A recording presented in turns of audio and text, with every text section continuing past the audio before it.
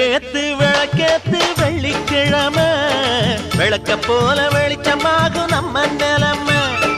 விளக்கேத்து விளக்கேத்து வெள்ளிக்கிழமை விளக்க போல வெளிச்சமாகும் நம்ம நிலைமை.